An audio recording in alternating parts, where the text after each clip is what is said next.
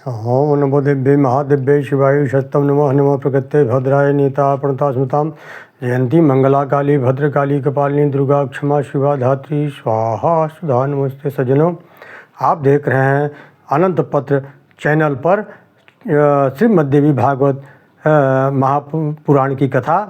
आज चतुर्थ स्कंद की कथा है। आइए चलते हैं सीधा कथा की तरफ। जन्मेजय जी का श्री कृष्ण भगवान के विषय में प्रश्न पूछना। जन्मेजय जी प्रश्न करते हैं, हे महाराज, हमें कृपा करके बताइए, भगवान नारायण ने वासुदेव जी के यहाँ क्यों अवतार ग्रहण किया? कंस ने वासुदेव जी के 6 पुत्रों की हत्या क्यों की? वसुदेव जी किस प्रकार भगवान कृष्ण को लेकर गोकुल आए? और वह कन्या कौन थी जो कंस के हाथ से छिटकर आकाश में अष्टभुजा देवी के रूप में प्रकट हो गई? किस प्रकार भगवान श्री कृष्ण अपने माता पिता को बंधन से मुक्त कराया? यह सब कथा आप मुझे विस्तार से सुनाइए। मैं संपूर्ण कृष्ण चरित्र सुनना चाहता हूँ, क्योंकि कृष्ण कथा भव रोग को मिटा देती है और यह भव रोग की सबसे मीठी दवा कहलाती है। व्यास जी ने कहा, व्यास जी कहते हैं, जन्मेजय जी, जब जब धर्म की हानि होती है, अधर्म की वृद्धि होती है, तब तब भगवान नाना रूप लेकर के पृथ्वी पे से पापियों का संहार करते हैं, सज्जनों का उद्धार करते हैं। यदा यदा हि धर्मस्य ग्लानिर्भवति भारत अभ्युत्थानं धर्मस्य तदात्मानं सृजाम्यहम्। देवकी और वसुदेव के पूर्व जन्म की कथा है। एक बार की बात है, कश्यप जी ने बड़ा विशाल यज्ञ किया। यज्ञ कार्य के लिए वरुण देव जी की एक गाय लेकर आए। यज्ञ पूर्ण हो जाने के बाद उन्होंने वरुण जी को श्राप दे दिया, तुम पृथ्वी पर मनुष्य योनि में उत्पन्न होगे, गायों का पालन करोगे, तुम्हारी ये दोनों पत्नियां भी मनुष्य जन्म पा करके दुखी होंगी। इधर वरुण जी ने आगे ब्रह्मा जी को कश्यप जी की पूरी बात बताई तो ब्रह्मा जी को भी क्रोध आ गया। उन्होंने भी अपने पौत्र कश्यप को श्राप दे दिया कि तुम अपने मनुष्य शरीर से पृथ्वी पर यादव वंश में जन्म लोगे और वहाँ तुम्हारी दोनों पत्नियाँ भी गोपालन का कार्य करेंगी। इस प्रकार वरुण और ब्रह्मा जी के श्राप से कश्यप जी को पत्नियों सहित मानव शरीर धारण करना पड़ा। ब्रह्मा जी और वरुण के अलावा कश्यप जी की दूसरी पत्नी दिति ने भी आदित्य को श्राप दे दिया कि जैसे तुमने मेरे पुत्र को इंद्र से मरवाया है, वैसे ही तुम्हारे पुत्र भी उत्पन्न होते ही मार दिए जाएंगे।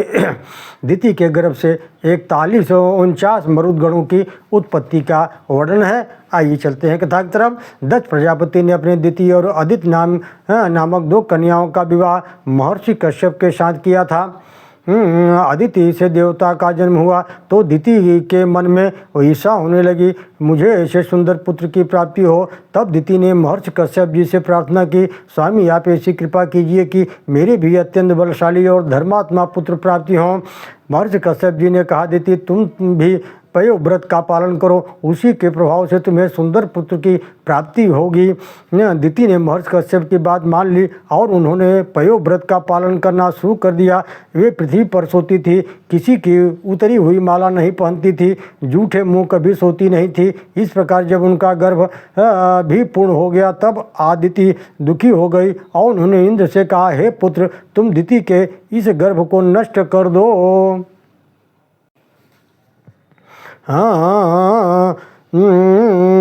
तब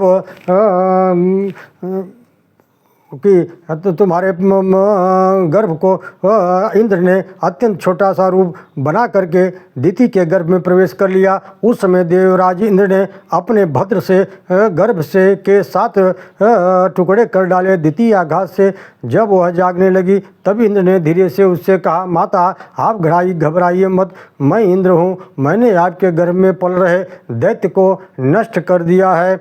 दिति को अपनी भूल का एहसास हुआ और उन्होंने इंद्र से क्षमा मांगी, दिति को माफ़ कर दिया। उन्होंने बताया कि उनके गर्भ में पल रहा दैत्य एक राक्षस था जो दुनिया में अराजकता फैलाने वाला था। इंद्र ने कहा, मत रो, मैं तुम्हारा भाई हूँ। माँ रुद अर्थात मत रो, माँ रुदेति शनैर्वाक्य मुवाच मघवान मुप।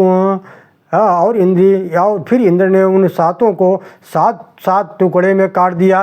वे ही दिति के 49 पुत्र मरुदगण कहलाए। जब देवी दिति को पता चला कि उनकी बहन अदिति ने यह सब करवाया है तो उन्होंने अदिति को श्राप दिया। मैं श्राप देती हूँ, जिस प्रकार तुमने अपने पुत्र के द्वारा मेरा गर्भ नष्ट करवाया है उसी प्रकार तुम्हारे भी पुत्र जन्म लेते ही नष्ट हो जाएंगे और तुम कारागार में रहोगी। जब कश्यप जी ने दिति का यह श्राप सुना तो उन्होंने दिति को सांत्वना देते हुए कहा, कल्याणी तुम क्रोध मत करो, तुम्हारे ये पुत्र बड़े बलवान होंगे और ये 49 मरुत देवता होंगे जो इंद्र के मित्र बनेंगे और 28वें द्वापर में तुम्हारा श्राप सफल हो जाएगा।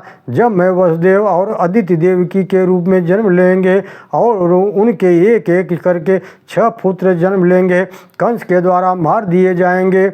जन्मेजय जी ने प्रश्न किया कि हे व्यास जी महाराज, सेवा के बहाने माता के गर्भ में प्रविष्ट होकर बालक को मार देना यह तो बहुत बड़ा पाप है, फिर इंद्र ने ऐसा पाप क्यों किया? व्यास जी ने कहा, महाराज यह सब माया का प्रभाव है। ब्रह्मा से लेकर तृण तक जो भी इस जगत में है वह सब माया के वशीभूत है। माया ही सबको मोह में डालकर विकार उत्पन्न कर देती है। शिव बिरंची कहो मोहि को है बपुरायान, अस जिय जान भुजहि मुनि मायापति भगवान। जब यह माया जब शिव जी और ब्रह्मा जी को भी मोह लेती है तब दूसरा मानव शरीर मानव क्या करेगा? ऐसा जानकर ही मुनि लोग उस माया के स्वामी भगवान का भजन करते हैं। नर नारायण की तपस्या का वर्णन है। आइए कथा की तरफ चलते हैं। ब्रह्मा जी के पुत्र धर्म के चार पुत्र हुए जिनका नाम हरि, कृष्ण, नर और नारायण था। हरि और कृष्ण ने योगाभ्यास किया जबकि नर और नारायण ने हिमालय पर्वत पर जाकर बद्रिकाश्रम में कठोर तपस्या की। ये साक्षात भगवान श्री हरि नारायण के अंशावतार थे और उन्हें संसार को तपस्या की रीति बताई थी। जब भगवान नर नारायण बद्रिकाश्रम में तपस्या करने गए तो उन्होंने 1000 वर्षों तक कठोर तप किया। इससे देवराज इंद्र को भय हुआ कि कहीं तपस्या के फलस्वरूप नारायण उनका इंद्रासन न मांग ले। इसलिए इंद्र ने भगवान नारायण के तप में विघ्न डालने के लिए 16,100 अप्सराओं को भेजा। अप्सराओं की विशाल सेना को देखकर नर और नारायण आश्चर्यचकित हो गए। कामदेव के संगीत और नृत्य को देखकर भगवान नारायण ने प्रसन्न होकर कहा, चलो अच्छा है, आप सभी का स्वागत है। आप हम लोगों का तप भंग करने के लिए आए हैं, लेकिन हम तो आपसे भी सुंदर अप्सराओं का निर्माण कर सकते हैं। इतना कहकर उन्होंने अपना हाथ जांघ पर घुमाया और एक क्षण में उर्वशी नाम की एक अप्सरा उत्पन्न हो गई। उर्वशी के सौंदर्य को देखकर कामदेव की सेना मोहित हो गई। भगवान नर नारायण ने जितनी अप्सराएं स्वर्ग से आई थी उतनी ही अप्सराएं अपने हाथ से बना दी और इंद्र को उपहार में दे दी। अप्सराओं ने कहा, क्व गच्छामो महाभाग प्राप्तास्ते पाद पंकजम नारायण सुरश्रेष्ठ भक्त्या परमयामु मुदा। हे महाराज, अब हम आपको छोड़कर और कहाँ जाएं कि आप ही हमारे पति बन जाएं। आपने जिन उर्वशी आदि 16,100 अप्सराओं को प्रकट किया है, हमारी जगह आप इन्हें इस स्वर्ग में भेज दीजिए। अप्सराओं की बात सुनकर भगवान नारायण क्रोध से भर गए। तब नर ने नारायण को समझाते हुए कहा, भैया ये सब स्त्रियां हमारी तपस्या में विघ्न डालने के लिए आई हैं, इसलिए हमें न तो अहंकार करना चाहिए न क्रोध करना चाहिए, क्योंकि अहंकार और क्रोध हमारे सबसे बड़े ये दोनों शत्रु हैं। इसी अहंकार और क्रोध के कारण हम लोगों को प्रहलाद के साथ 100 दिव्य वर्षों तक युद्ध करना पड़ा था। इसलिए आप क्रोध का परित्याग कर दीजिए। नारायण ने उन अप्सराओं से कहा, देवियों, इस जन्म में तो हमने संकल्प कर रखा है कि हम कभी विवाह नहीं करेंगे, लेकिन हम तुम्हें वचन देते हैं जब कृष्णावतार में अवतार लेंगे तो मैं कृष्ण के रूप में और नर अर्जुन के रूप में आएंगे। उस अवतार में मैं तुम सब का पाणी ग्रहण करके तुम सबके साथ विवाह संपन्न करूँगा। यदा भक्तो मद्वारा प्राप्य जन्म पृथक पृथक भूपतीनां सुतां भूत्वा पत्नी भावम गभीष्यत। जन्मेजय प्रश्न करते हैं, हे व्यास जी महाराज, कि क्या कृपा करके बताइए कि नर नारायण तो साक्षात भगवान नारायण की अंशावतार हैं और प्रहलाद जी तो भगवान नारायण के परम भक्त हैं, तो क्या कारण था कि प्रहलाद जी नर नारायण का 1000 दिव्य वर्षों तक युद्ध चला था? व्यास जी महाराज कहते हैं, हे राजन, ध्यानपूर्वक सुने। कदाचित भृगुपुत्रोऽथ चनाख्यो महातपा जगाम नर्मदा स्नातु तीर्थम वै व्याहृतीश्वरम। एक बार भृगु महाराज ने के पुत्र च्यवन मुनि व्याहतीश्वर नामक तीर्थ में पहुँचे। वहाँ रेवा नदी में उतरते हुए एक बहुत भयंकर सर्प ने मुनि को पकड़ लिया। वह नागराज उनको पाताल लोक में खींच ले गया। च्यवन मुनि भगवान विष्णु का ध्यान करने लगे, जिससे वह सर्प भी क्षीण हो गया। पाताल में ले जाकर उसने च्यवन मुनि को छोड़ दिया। च्यवन मुनि वहीं पाताल लोक में विचरण करने लगे। संयोग से एक बार उनकी भेंट प्रहलाद जी से हुई। प्रहलाद जी ने उनकी पूजा की और उनसे पाताल लोक में आने का कारण पूछा। कहा कि कहीं देवराज इंद्र ने आपको मेरे पास जासूसी करने के लिए तो नहीं भेजा है। च्यवन मुनि ने कहा, हे राजन, हम संत हैं, हम उदासीन भाव से भगवान का भजन करते हैं, हमें किसी से कोई क्या प्रयोजन है। वे मुझे यहाँ भेजेंगे, मैं दूध का कार्य नहीं करता। मैं तो नर्मदा नदी में स्नान करके पूर्ण तीर्थ में आया था। मुझे एक विशाल सर्प ने पकड़ लिया, किंतु भगवान नारायण की कृपा से वह मेरा कुछ नहीं कर सका। उसने मुझे यहाँ ला करके छोड़ दिया।